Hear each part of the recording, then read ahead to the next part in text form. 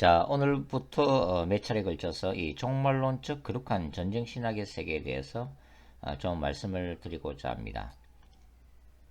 오늘은 첫째 시간으로 이 종말의 의미와 종말론의 신학적 위치에 대해서 함께 생각을 해보도록 하죠. 자, 여러분, 신학이라는 게 뭡니까? 하나님에 대한 학문이죠. 말뜻은 신학을 한다는 것은 하나님이 인간에게 계시하신 그 메시지를 연구하는 것을 의미합니다. 그러니까 신학은 한편으로는 하나님이 인간에게 계시하신 것이고, 그 다음에 이제 인간의 관점에서 볼 때는 이러한 하나님의 메시지가 역사 과정 속에서 형성되고 편집되고 정립된 그 성경에 기초를 하고 있다고 할 수가 있죠. 그러니까 성경으로부터 신학이 나와야만이 그 신학은 성경적 신학이 된다고 한 것입니다. 성경신학이란 것은 성경 자체의 메시지를 존중한다는 의미죠. 성경신학은 성경의 저자들이 말하고자 하는 원래적인 의미에 기초해서 형성된 것이라고 할 수가 있습니다. 자, 대표적인 성경신학은 어떤 것이 있죠? 바로 언약신학을 들 수가 있습니다. 그 다음에 구속사 신학도 있죠. 그리고 성전 신학도 있습니다. 그리고 최근에 이제 강조되고 있는 하나님 나라 신학이죠. 자, 언약 신학은 뭐라고 말씀을 드렸습니까? 언약 신학이라는 것은 이 아담 언약으로부터 시작해서 그 노아 언약, 그 다음에 아브라함 언약, 시내산 언약, 그 다음에 여호수아 언약, 그리고 이 다윗 언약, 그 다음에 이제 예레미야서에 나오는 새 언약, 그리고 이제 신약에서 바로 그 예수님의 십자가 언약이 되죠. 하나님이 인간에게 말씀하신 또 약속하신 또 계약을 맺은 그 말씀을 성취시켜 나가는 역사. 그래서 구약이 이제 오래된 언약이죠. 신약은 바로 새로운 언약이라는 의미 아니겠어요? 그런 언약 신학은 개혁주의의 어떤 토대를 이루고 있는 중요한 언약이라고 할 수 있습니다. 이러한 언약의 바탕 위에서 하나님이 인간을 구원하시는 대하 드라마가 바로 성경 이야기라고 할 수가 있죠. 구속사 신학이죠. 그리고 그레고리 빌이 최근에 발간했던 그 성전 신학이라는 책이 있는데, 이 성전 신학은 성전 모티브를 가지고 성경을 꿰뚫는 그런 통찰력 있는 그런 책입니다. 그러니까 그레고리 빌은 성전이라고 하는 것은 하나님이 거하시는 장소, 하나님의 임재의 장소로 보면서 구약적인 이러한 성전 개념이 어떻게 신약의 교회 공동체와 연결이 되어지는지, 어떻게 성전 신학이 종말론적인 교회론과 연결되는지를 잘 해석한 책이 바로 이제 성전 신학이라고 하는 책이죠. 그러니까 성전은 이 아담의 그 에덴 동산, 아담의 이제 에덴 동산이 바로 이제 하나님이 거하시는 성전의 원형이라고 이제 보는 거죠.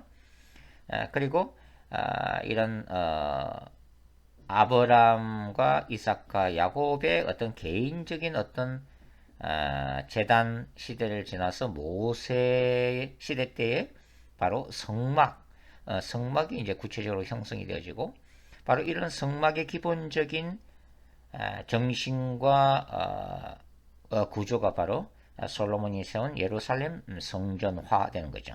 그리고 예루살렘 성전이 이제 솔로몬 성전이 무너지고 난 후에 바벨론 포로로부터 들어온 이스라엘 백성들이 뭘 지어요? 제2의 성전, 스룹바벨 성전을 짓지 않습니까? 그리고 이게 이제 예수님 때에 이제 헤롯 성전으로 이제 이어지게 되는 거죠. 그리고 이제 마지막 때에 물론 이제 천년왕국설 그다음에 요한계시록의 관점에 따라서 환란기에 뭐 성전을 주장하는 부도 있고 또 천년왕국 때에 뭐 성전을 주장하는 부도 있지만 중요한 것은 신약 시대 때는 바로 성도들 한 사람 한 사람이 움직이는 성전, 무빙 템플이 되었다고 하는 바울의 그 중요한 우리가 신학을 우리가 볼 수가 있죠. 그리고 예수님의 재림하시고 난 후에 이제 새하늘과 새 땅, 새하늘과 새 땅이 바로 거대한 하나의 지성소죠. 지성소. 하나님의 영광이 충만히 거하시는 종말론적인 우주적인 장소, 우주적인 교회로서의 새하늘과 새 땅에 이르기까지 이렇게 이제 성전 모티브를 가지고 성경을 깨뜨려 볼 수 있는 귀한 신학이 바로 이제 성전 신학이죠. 그리고 최근에 나오는 이제 하나님의 나라 신학 개념이 이제 강조되고 있는데요. 하나님의 통치, 하나님이 다스리시는 하나님의 나라가 이제 요즘에 이제 많이 정립이 되어지고 있고 강조가 되어지고 있습니다. 자, 제가 추구하고 있는 이 종말론적 그러한 전쟁 신학도 이제 마찬가지인데요. 여기서 먼저 이제 이 종말론적이라는 말의 그 의미를 한번 설명을 드릴 필요가 있겠습니다. 자, 제가 보기에는 우리가 말하는 이 종말론은 조직 신학의 부록에 불과한 것이 아니라 조직 신학의 서두에 위치해야만 한다고 저는 생각을 하고 있습니다. 왜냐하면 이 종말론은 우리가 이제 계속 살펴보겠지만 성경의 시작이요 끝이라고 하는 거죠. 이는 성경의 구조 자체가 어떻게 구성됐다는 거예요? 극히 종말론적으로 구성됐다는 것을 말해 준다고 하는 것입니다. 자, 창세기 1장 1절이 뭐죠? 태초에 하나님이 천지를 창조하시니라라는 선포로 시작되고 있습니다. 그리고 성경의 마지막 바로 요한계시록이죠. 요한계시록 21장 1절은 어떻게 기록되어 있어요? 또 내가 새하늘과 새 땅을 보니 처음 하늘과 처음 땅이 없어졌고 바다도 다시 있지 않더라. 이렇게 이제 끝이 나고 있는 구조죠. 그러니까 우리가 성경 66권을 하나의 어떤 통일된, 물론 다양성도 있지만 전체가 어떤 통일성과 일관성이 있는 하나의 책으로 본다 이라면 우리가 이런 구조로부터 우리가 어떤 결론을 도출해 낼 수가 있나요? 그렇습니다. 하나님이 창조하신 처음 하늘과 처음 땅은 이미 새하늘과 새 땅이라는 새로운 창조를 전제로 시작되었다는 중요한 사실을 인식할 수가 있죠. 그리고 그 최종적인 목적, 궁극적인 하나님 나라의 완성과 영광을 향해서 인간과 역사 그리고 모든 피조 세계가 함께 나아가고 있다는 의미라고 말씀을 드릴 수가 있습니다. 로마서 8장 18절부터 이제 23절까지 이 바울은 바로 종말론적인 피조물, 인간의 완전한 구속과 피조 세계의 구원을 이제 바울이 얘기를 하고 있잖아요. 그러니까 이 성경 자체가 굉장히 뭡니까? 종말론적이라고 하는 거죠. 자, 우리는 이 신약 시대의 성령의 오심을 바로 종말론적 계시의 성취로 이해하고 있습니다. 예수 그리스도의 성육신, 또 십자가의 죽음과 부활, 그리고 교회 공동체가 성령의 오심으로 인해서 형성되었다는 그 자체가 뭡니까? 바로 종말의 시작이라고 할 수 있는 거죠. 즉 기독교는 구약에서 얘기했던 그 종말론적인 현상, 즉 모든 하나님의 종들에게 성령이 임하시는 어떤 예표적인 사건이 이 오순절적 역사에 기초해서 초대교회 공동체의 모습으로 태동을 했다고 하는 거죠. 바로 사도행전 2장의 이야기 아닙니까? 그리고 이 그리스도의 다시 오심, 그리스도의 재림 사건은 뭐예요? 바로 종말의 완성에 해당되고 있다고 하는 거죠. 종말은 시간과 역사의 끝인 동시에 뭡니까? 신적 역사의 새로운 시작으로 규정을 할 수가 있습니다. 자, 인간에게 개인적인 종말은 뭡니까? 바로 죽음이죠. 육체적 죽음입니다. 그렇다면 우주의 종말은 언제 일어나는 거죠? 그렇습니다. 그리스도께서 다시 오시는 날 이루어지는 거죠. 그러니까 기독교의 모든 진리와 계시가 종말론 안에서 이루어지고 있음을 우리가 볼 수 있다고 하는 것입니다. 따라서 우리는 이 종말론이라고 하는 관점에서 조직신학의 모든 분야를 다시 바라볼 도전을 받게 된다고 하는 것입니다. 그러니까 신론도 그냥 신론이 아니라 종말론적 신론. 하나님 또는 삼위일체적 이 신론을 종말론적 관점에서 이제 봐야 한다는 거죠. 교회론도 마찬가지고 종말론적 교회론으로 이제 인식을 해야 된다는 거죠. 그 다음에 종말론적 성령론, 종말론적 인간론과 종말론적인 죄론, 종말론적 성교론, 종말론적 하나님의 나라. 바로 이제 이렇게 이제 제가 이름을 붙이는 것은 그만큼 이 종말론이라고 하는 관점에서 모든 조직 신학의 분야를 다시 바라봐야 될 그런 필요성이 있다고 하는 거죠. 그리고 인간 역사 안에 일어나는 모든 사건들을 어떻게 봐야 되는 거죠? 바로 종말론적 관점에서 바라볼 필요가 있다고 하는 것입니다. 자, 구약은 이스라엘의 역사 안에서 하나님 나라의 모형을 보여주고 있죠. 그리고 예언서를 통해서 뭘 보여주고 있어요? 미래적인 메시아 왕국을 보여주고 있죠. 즉 종말론적 하나님 나라의 도래를 노래하고 있다고 하는 것입니다. 특별히 이제 이 12소 예언서, 선지서에 빈번하게 등장하는 개념이 바로 야훼의 날이죠. 여호와의 날, 야훼의 날. 이 야훼의 날을 묘사하는 현상이 뭡니까?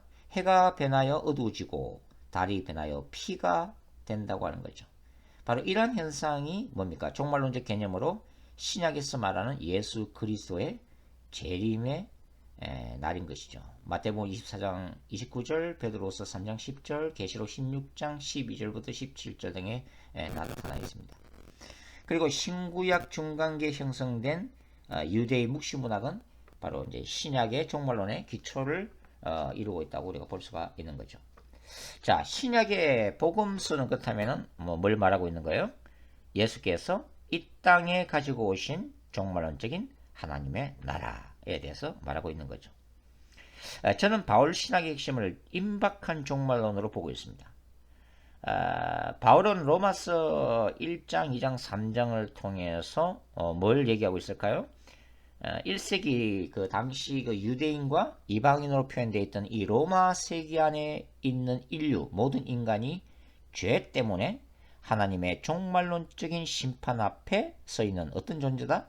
비참한 실존임을 바울이 역설하고 있는 것이죠.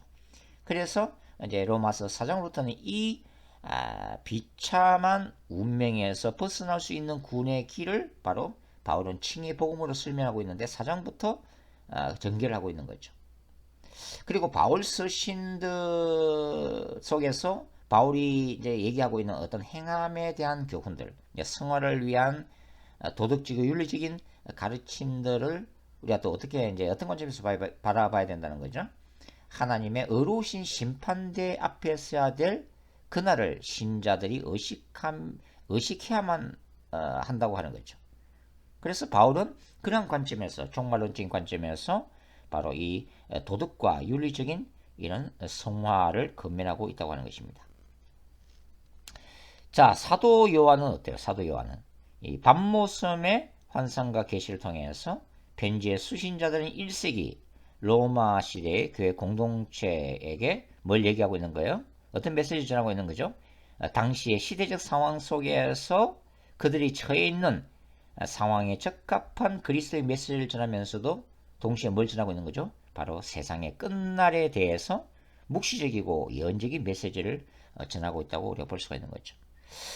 자, 우리는 초대 교회의 역사가 임박한 종말의식 가운데 진행되었음을 이해할 필요가 있습니다. 초대교회에서 우리 사도행전 특별히 이제 2장 44절부터 46절이 우리가 잘 알고 있는 그 초대교회의 삶이잖아요. 신자들이 각자의 재산을 교회 앞에 내려놓고 떡을 함께 떼며 자, 교제를 했다고 하는 거죠. 그런데 이렇게 할 수 있었던 중요한 이유가 뭐죠?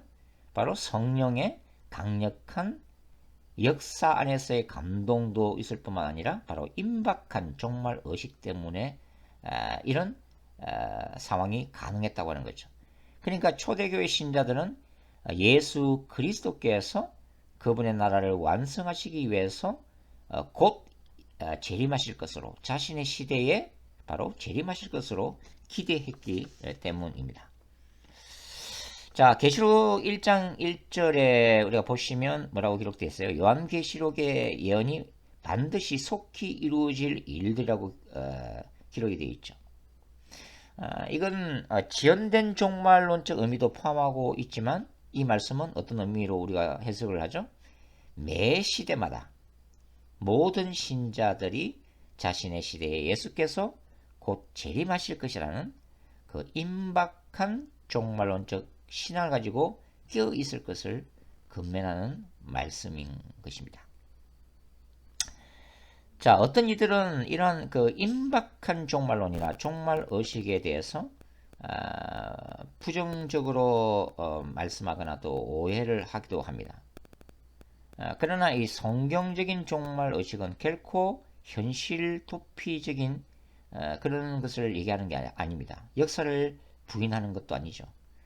자, 새하늘과 새 땅을 기다린다는 것이 어떤 의미죠?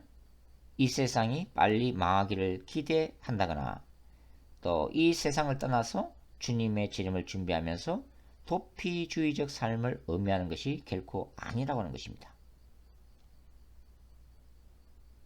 새하늘과 새 땅을 기다린다는 것은 오늘의 삶 속에서 이 미래적 새하늘과 새 땅을 준비하는 것을 의미하는 거죠. 그만큼 자신에게 주어진 삶을 귀중하게 생각하고 이 땅에서 이루어야 될 하나님의 뜻을 성취하기 위해서, 열매 맺기 위해서 최선을 다해야 한다는 것을 의미하고 있는 것입니다.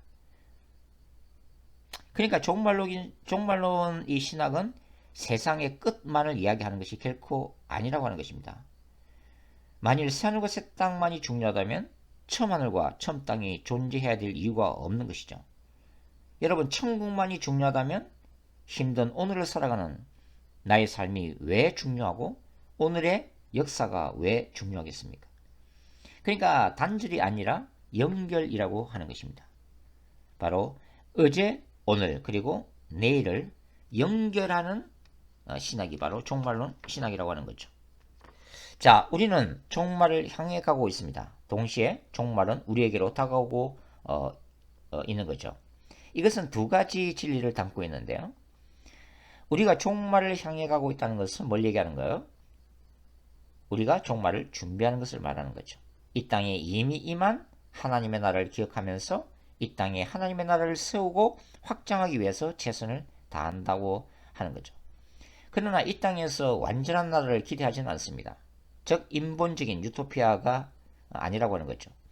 종교, 정치, 경제, 사회, 문화 속에서 하나님의 나라를 추구하긴 하지만 이 땅에 완성될 하나님의 나라가 아니라는 것도 기억을 해야 한다고 하는 것입니다. 종말은 우리에게로 다가오고 있다는 두 번째 의미로 넘어가게 되는데, 이것은 주기도문에서처럼 궁극적인 하나님의 나라는 하나님 자신이 이루실 것이라고 하는 성경적인 바로 가르침 때문에 그렇습니다. 주님의 이름은 주님 자신에서 그렇게 여김을 받으실 거라고 하는 거죠. 주님의 나라는 주님 자신에 의해서 임하실 것이고 주님의 뜻은 주님 자신에 의해서 성취될 것이라고 하는 것입니다. 자, 요한의 계시록은 미래적 유토피아가 아니라 디스토피아, 즉 죄악된 세상을 향한 하나님의 종말론적인 심판을 예고를 하고 있습니다. 이런 면에서는 역사적 비관주의라고 할 수가 있죠. 궁극적인 유토피아는 신자들이 소망해야 될 궁극적인 유토피아는 뭐예요? 하나님이 완성하실 전혀 새로운 차원의 세상을 의미합니다. 그게 새하늘과 새 땅 아니겠어요? 바로 새 예루살렘입니다. 이것이 신학적 희망주의죠. 인간의 죄악, 사망, 사탄의 나라와 권세가 완전히 사라진 신적 유토피아, 영원한 하나님의 나라를 신자는 꿈꾸는 것입니다. 그것이 영원한 천국이죠. 자, 이 땅에서, 이 피조 세계 안에서, 역사 안에서 우리는 궁극적인 하나님의 나라를 꿈꾸며 함께 일합니다. 누구와 함께? 하나님과 함께. 그리스도 안에서 성령을 통하여. 그러나 궁극적이고 궁극적인 이 완성과 종말의 완성은 누구 손에 달려있다는 거예요? 바로 하나님의 손에 달려있다고 하는 것입니다. 이것이 이제 균형 잡힌 종말론이죠. 그러니까 초대 교회는 임박한 종말 의식을 가지고도 결코 현실을 부정하거나 도피한 것이 아니라는 것입니다. 정반대로 사도행전에 기록에 따르면 현실적인 삶의 모범이 됨으로써 불신자들의 칭찬을 받으며 부흥의 역사를 이루었다고 하는 것입니다. 따라서 올바른 종말론은 도래하는 하나님의 나라에 대한 소망에 기초하여 오늘 이 자리에서 최선의 삶을 살아내는 것입니다. 즉 이 땅에서 우리가 주를 위해 흘린 눈물과 땀이 있어야 훗날 새하늘과 새 땅에서 주님이 우리를 위해 그 눈물을 닦아 주실 수 있다는 의미인 것이죠. 자, 신학이란 것은 시대를 따라 강조점이 조금씩 달랐습니다. 초대 교회 때는 초기 영지주의의 위협 속에서 예수 그리스도는 누구신가에 대한 신학적 정립이 시급했습니다. 그래서 초대교회는 그리스도론, 기독론이 강조가 되었죠. 중세 때는 교회론이 강조가 되었습니다. 특별히 종교개혁자들은 구원론과 칭의론을 가지고서 종교개혁을 일으켰죠. 근대에는 제국주의적 선교론이 강조되었고 20세기는 성령론이 강조되기도 했습니다. 세계가 1차, 2차 세계대전을 경험하면서 몰트만은 종말론적 희망의 신학을 재발견하기도 했지만 자, 21세기는 어떨까요? 세계적인 경제적 위기의 시대죠. 피폐해가는 지구촌의 생태적인 위기를 우리는 지켜보고 있습니다. 동성애나 종교 다원주의적 현상은 급속도로 전 세계에 퍼져가고 있습니다. 동시에 왜곡된 종말론에 기초한 수많은 이단들의 활동을 우리는 바라보고 있죠. 그래서 이제는 21세기는 단연코 성경적 종말론에 대한 관심이 높아져 가고 있고 높아져 가야만 한다고 하는 것입니다. 왜냐하면 이제 교회는 시대적 징조를 읽으면서 신자가 예수 그리스도의 임박한 재림을 준비해야 될 그런 시기로 우리가 접어들고 있기 때문이죠. 바로 그것이 이 마지막 기독교를 하는 바로 하나님의 지상 명령이라고 믿습니다. 그래서 종말론에 대한 깊은 인식이 필요하다는 것이고 올바른 종말론적인 신학을 정립하고 배우고 가르쳐야 될 시대적 요청을 우리는 받고 있는 거죠. 자, 오늘은 간단하게 이 종말의 의미 그리고 종말론적 신학의 어떤 신학적 위치에 대해서 종말론의 신학적 위치에 대해서 한번 개관을 해봤습니다. 다음 시간에는 이제 이 종말론적 거룩한 전쟁 신학에서 이 앞에 종말론이라고 하는 의미를 살폈으니까 그 다음에 거룩한 전쟁의 의미가 뭔지를 공부를 해보도록 하겠습니다. 감사합니다.